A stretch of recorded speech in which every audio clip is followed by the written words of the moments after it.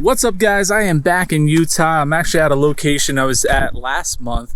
It was really windy last time I was here, and I wanted to come back to redo some of my foreground shots because they came out a little bit blurry due to all the wind.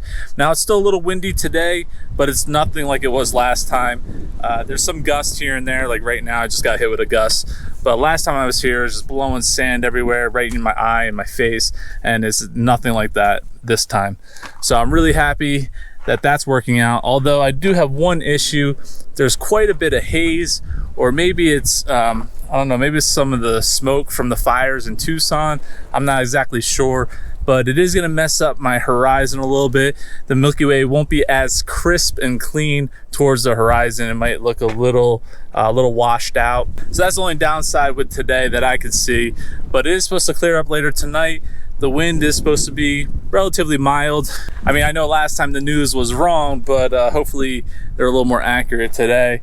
But again, even if it stays like this, it's really not that bad. Now, I made some modifications to my van since I am riding solo. I got these cool things right here. This is like a little net that goes over the doors. I have them on both sides, and that way I get a nice cross breeze when I'm sleeping tonight in the back of this van. I also built some storage, that way I could elevate my bed. It's a little tight up here, but I'm not claustrophobic, I don't mind. That's enough headspace for me to sleep comfortably by myself. And then down here, I got some storage space.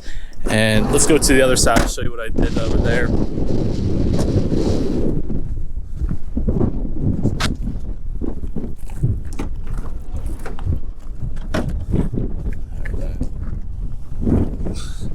All right, hopefully it's not too windy and you can hear me.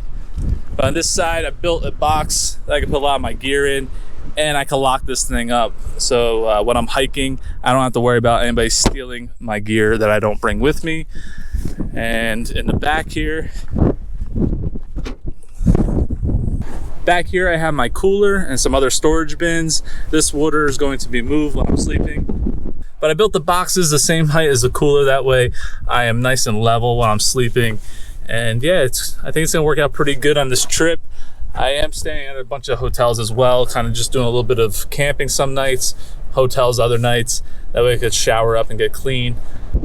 So having this setup's pretty nice, especially when I'm driving kind of off the beaten path a little bit like I am here.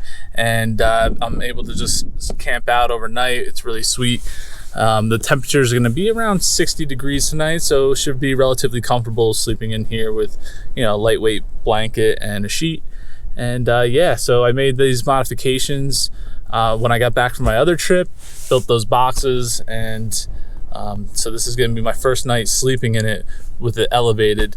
I know it's a little tight to the ceiling, but I think it should be fine.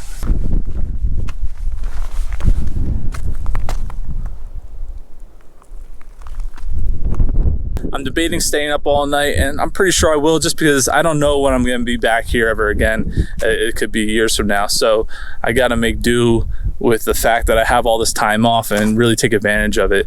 My only concern is, you might not be able to see it with this GoPro, is all that haze along the horizon. I'm hoping that clears up as the night progresses, and as it gets a little cooler, maybe some of that dust and crap will start to settle down. If not, you know, the Milky Way will still be visible as it gets higher in the sky, but part of the Milky Way is going to be very faint as it gets closer to the horizon if this doesn't clear up. So I'm keeping my fingers crossed that by 2 in the morning it goes away. We'll see. After this, I'm going to work my way to Moab, hit up some of the national parks that have reopened, and then I'm going to work my way to Arizona, and then the ancient Bristlecone forest in California. So that's the game plan for this road trip, and I'll try and keep you guys in the loop with as much of it as possible.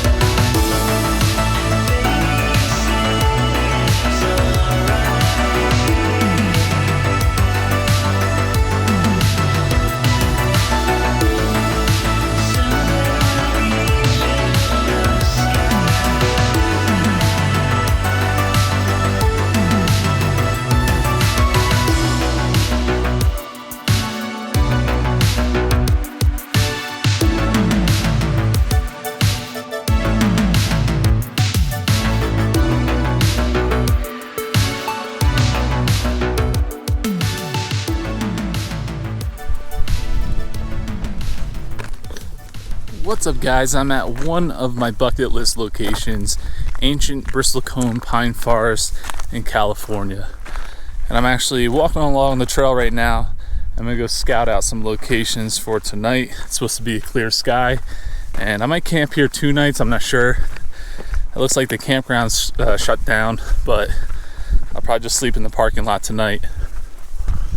Tomorrow night's supposed to be a little cloudy, so I'm not sure if I'm gonna stay. I might just head into Alabama Hills and photograph Cyclops Arch, because I've yet to photograph that. So I'm just kind of playing it by ear, and I'll figure it out as the weather changes. But man, it's beautiful here right now. Nice and sunny. So I got my hat on because I'm pasty white, and there's no service or anything like that, so packed in some food. I'll heat up some water later and make myself some dinner, and then I'll pack up my gear and hike out to whatever locations I find right now on this little trip.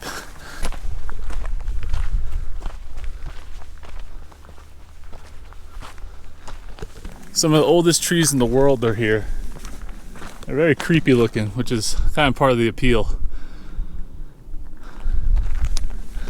Especially at night, when you get the silhouettes of them, or if you light them up, either way, it's gonna look really pretty. This elevation is starting to kick my ass a little bit. A little hard to breathe.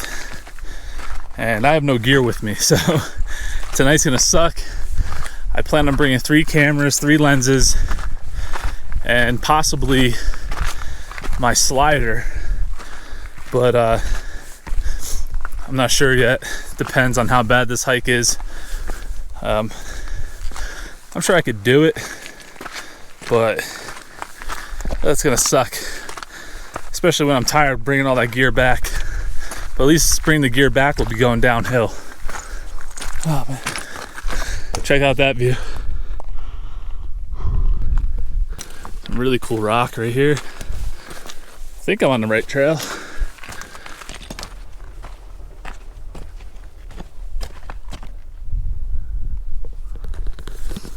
So that's the tree that I'm after. We're at Shulman Grove, I believe, and there's some other really cool photogenic trees at Patriarch Grove, which is further up this road back here, and it's pretty much all dirt road. My van's not gonna make it all the way up there, so I'm just gonna stick in this particular area for tonight. I was thinking about doing that tomorrow, but I just don't want to beat up my van. It doesn't really have the tires to do that road, so I'd rather play it safe. But these trees right here are really cool.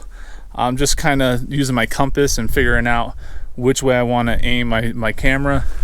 So I think what I'm going to do is have one camera right here to do a star trail, because the North Star should be over on that left hand corner somewhere over here, and then on the other side of this tree I'm going to do some Milky Way shots, a couple different variations. I'll do some portrait orientation, some landscape orientation, and then I think I'm going to have a slider on that side as well too, photographing the tree moving, and the Milky Way should start coming up somewhere over in this area, going across the sky.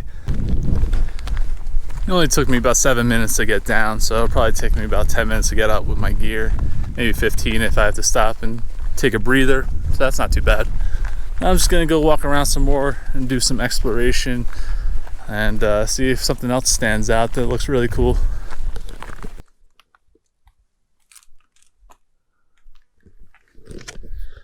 So this is pretty much all the gear I have to lug up tonight, not including my warm weather clothes. I have to bring some long johns, some extra layers, and a coat because the temperature is supposed to drop later.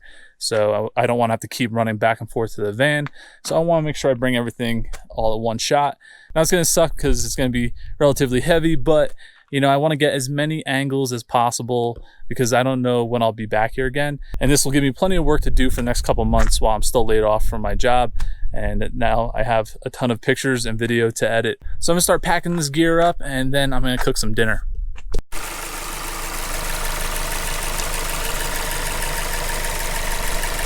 It's starting to bubble. So you're not supposed to have any open fires out here. So I brought an inverter and then this Cuisinart kettle right here that will boil the water in about 5 minutes. It's a 750 watts and my inverter is 1,000 watts, so I'm not overloading the inverter at all or anything like that, and it works really well, especially if I can't have an open flame. It's about 5:30. I'm gonna basically eat my mountain house. That's what I'm boiling the water for.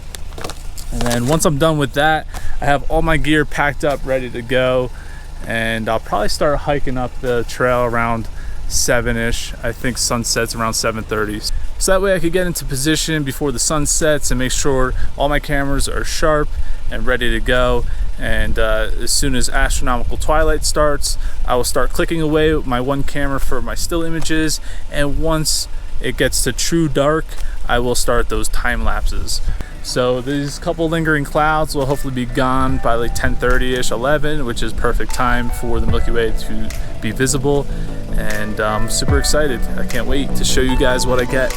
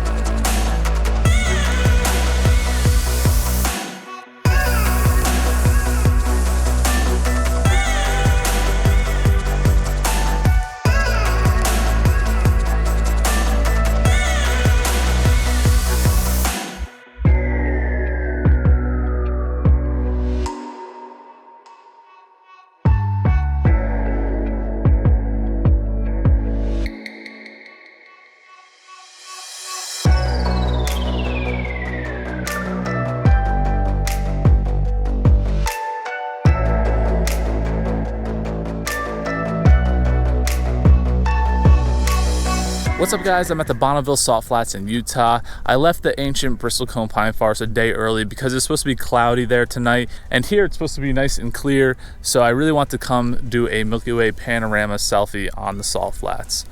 Now last night at the ancient Bristlecone pine forest, it was really amazing. I had great clear skies.